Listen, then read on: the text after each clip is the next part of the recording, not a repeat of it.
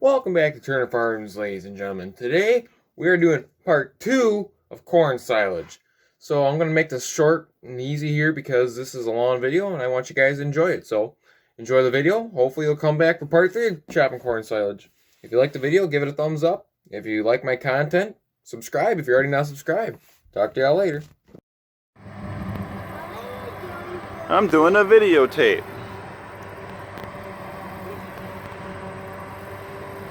We're down at Michael's place today, chopping corn. So, this is the first field we've been in today. These are some short rows, so I may not get a shot to film because just keep busy and busy and busy. So I'll show you a shot of him coming out. He left a few rows there. I don't know what he's gonna do. Still got room. He might have to come back and get it. Yeah, he's gonna back up. Not full yet.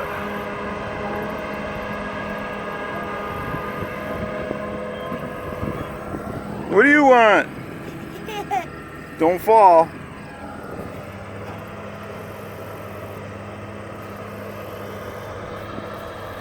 Ashton isn't here yet. He's working. He doesn't get done till 3 o'clock. Then he'll be here. And his little sidekick Brant will get done at 5, I think, and he starts at work down there, so at the campground. Oh, we gotta go.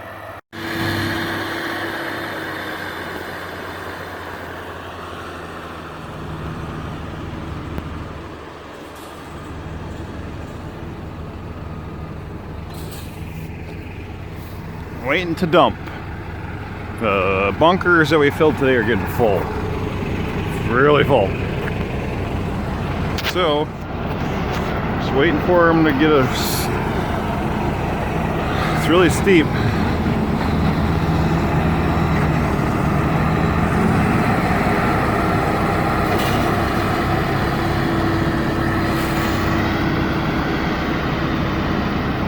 And that one over there, he's packing the other bunker.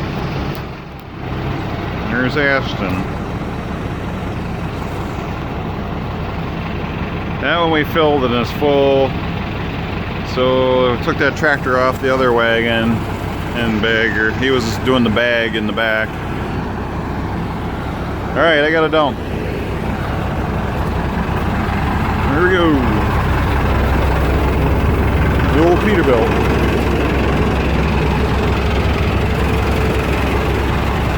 We're still giving her, I don't know what it is, about 7:30ish. We're finishing up the final touches on the second bunker. I'm not sure how many loads we did today. Chopper guy kind of keeps track of that, but I did a lot. So that's Ashton. He's finishing up. He's got to spin around and clean out the front of the wagons. These are rear front unloading wagons. And so we gotta clean out the front so it doesn't start to mold or heat up. And he'll come around and do that.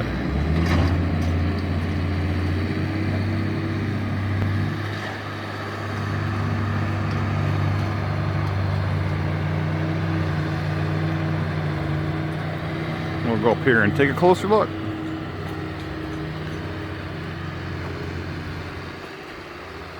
I'll pause and we'll come back.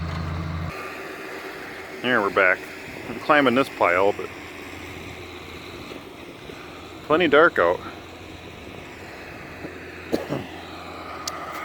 So you can see there, way off in the distance, that's where they're chopping. They're finishing up, so they're going to be coming back.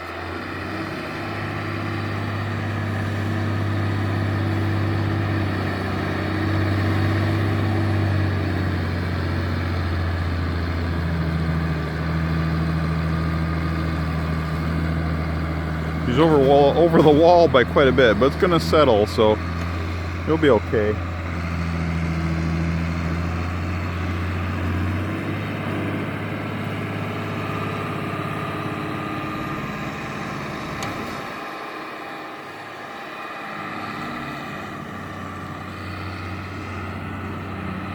Ashton's coming back so he can unload the front of his wagon.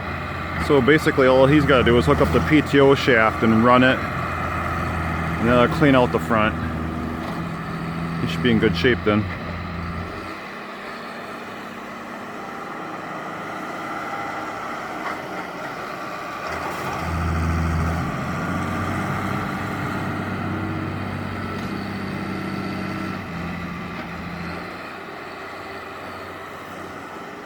Lots of action happening.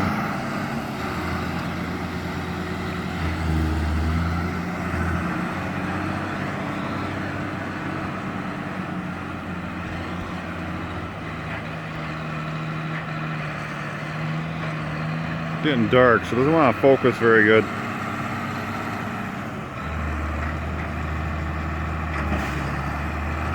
There's the last wagon coming home on the road behind, and the chopper's out in the field.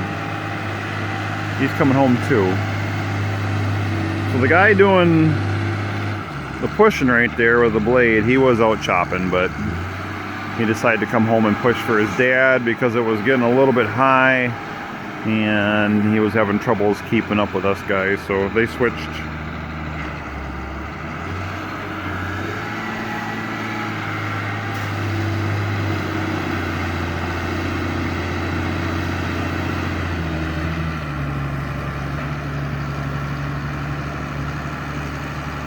And that's how you do it.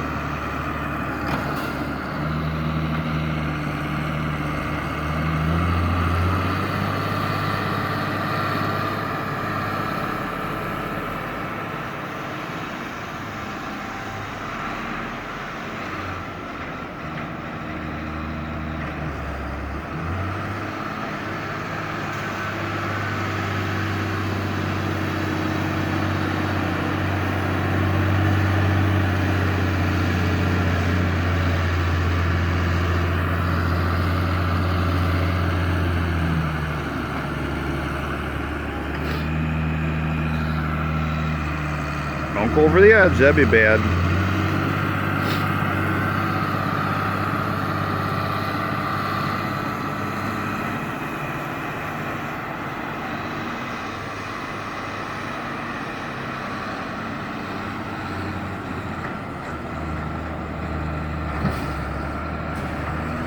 Okay.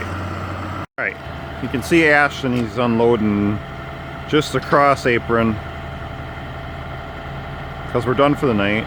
We do that just so it won't heat up. Sometimes it gets a little hot when it sits in there overnight. It's not a big deal, but it just gets it out of there.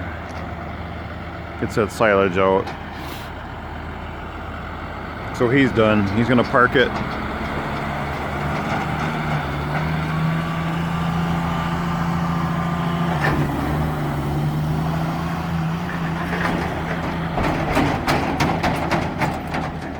Got a tail light out in that one.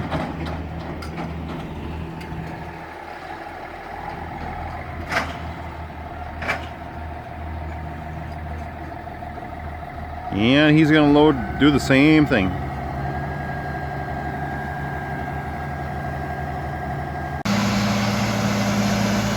Well, I just finished up school, right in my bedroom there. We started corn silage up at our place just a little while ago.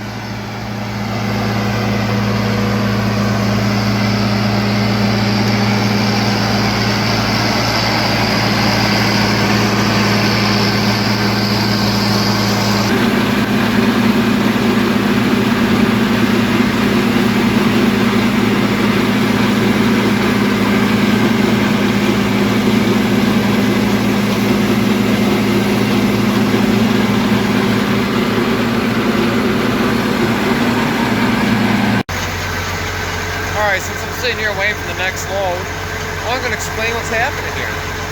So we got our 2+2 running this roto-press bagger. That's my cousin's bagger. Now before we had this tractor, my uncle owned this tractor, and it ran this bagger all the time back in, I don't know, 90s, early 2000s, before Grandpa bought it. So if we move back here, we got the bagger. So we basically unload into it like you unload into a blower.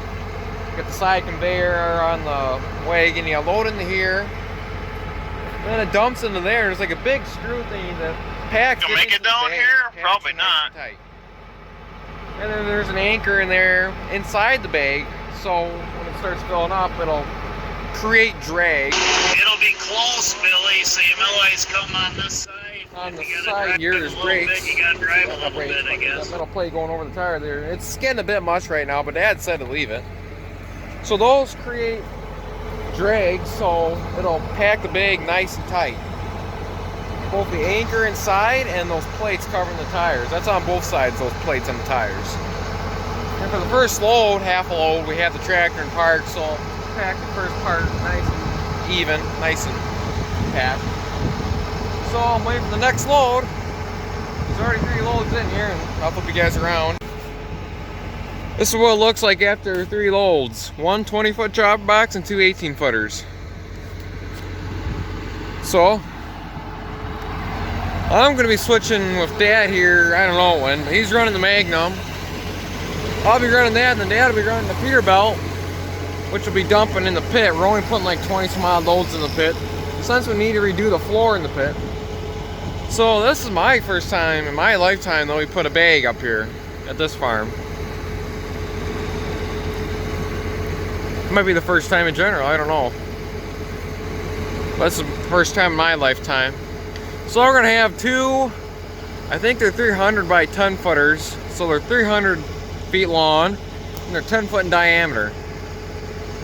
Usually, well, this is the longest bagger, the biggest bag this bagger's had on it. The biggest bag before this was 250 feet. This one's 300 feet.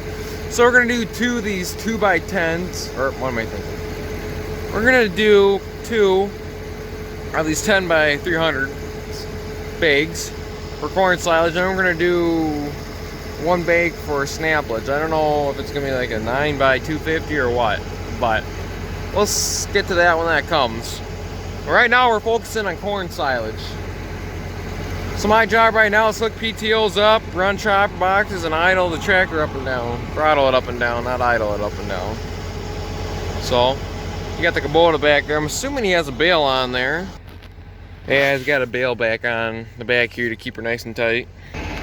So there's that metal plate again. You can adjust it, how much pressure you want to put down on that tire. So that way you can create more drag or less drag and whatnot. So yeah, that's what's going on today. We're gonna start, we were planning on starting tonight after supper, but I guess they wanted to get started before lunch. So it's just past 1 o'clock. I got out of school early, but it doesn't mean I don't have homework to do later tonight. But here comes the next chopper box. So we're gonna start unloading. Alright everybody, we are chopping corn silage. I am running the Versatile right now. Took over from my Uncle Ben. There's Michael right there in the chopper. Filling me up. This is probably my, I don't know, 5th load. 6th load maybe. Still working on opening up the field. Oh, we got a stalk of shame. That's volunteer corn right there. That's stalk of shame. I need to fall back a bit. I usually like to keep my rear tires here in line with the header. Like right about there. I usually have my front tire about 3 stalks over, 3 rows over. And then I straddle the rolls here, obviously. This tractor's set up for 30-inch rolls, so it's fairly easy to straddle the rolls. Now we gotta do some dancing around the power lines. Those are always fun. I liked it better when there was no power lines here, but what do you do? We couldn't stop them from coming in. So far everything's going good. But now that I said that, something's gonna happen. More volunteer corn. I need to shut down the gear. There we are. Now, how are we gonna do this? I gotta put you guys down. Okay, we made it. And if you guys can't tell, we're in the field right next to the interstate, so everybody gets to watch us playing mud. And yes, it is muddy here next to the interstate, more over towards the interstate. And down over there, that corn is still standing. So this field's about half mile long. So you got half-mile rows, which are fun when you have auto steer. So yeah, I'm gonna put you guys down again until something else happens. Well, I spoke too soon. Brant blew out a tire on the chopper box. I'm gonna have to move here. Right there, rear tire, fully loaded too. Junked the rim, so that's why he's going. Yep. Looks like we're done for now. Crew's coming back.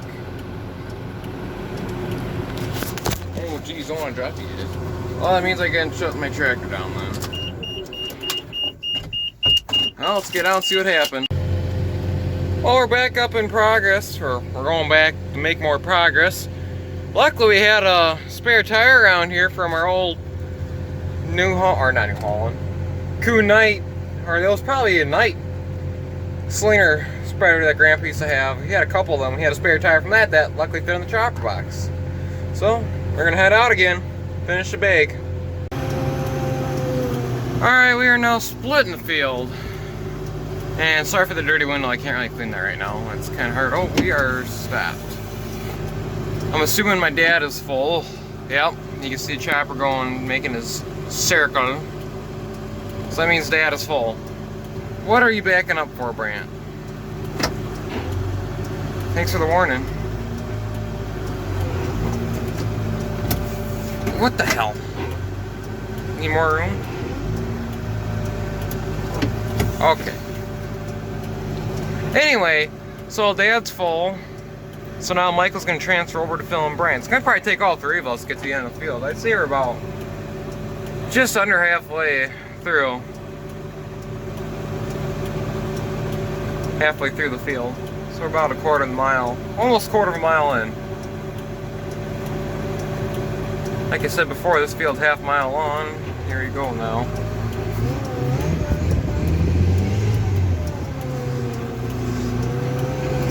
So you have to follow behind the chopper as close as we can get. You'll see the corn silage start shooting out. There it goes. It's gonna blow everywhere and anywhere. There's Dad. He's got himself a full load. So this stuff's actually doing pretty good, this Dairyland seed. I don't remember the variety number. This is a silage variety. This is our only silage variety field. There's roughly 60-65 acres here, I believe. Oh, wow, that's nice. We'll back up a bit. You tend to get a lot of silage on your hood and on your roof when you're doing this. So before Brant broke down, we just got the headlands done, and we already almost have a full bag. A couple more loads and we'll be full. Oh, maybe more than a couple loads. I don't know, 5 loads, maybe more. We'll find out. I'm not really the best at judging bags because we don't fill bags up here. Put it down to Michael's, we fill bags, but I don't know. I'm guessing about 5 loads. We'll find out soon enough. But we'll get that bag filled today, and then that'll be enough for today. We'll go full bore tomorrow before the rain comes. It's supposed to rain late evening, late afternoon tomorrow. So, yeah. We'll see if Brant gets to the end of this field.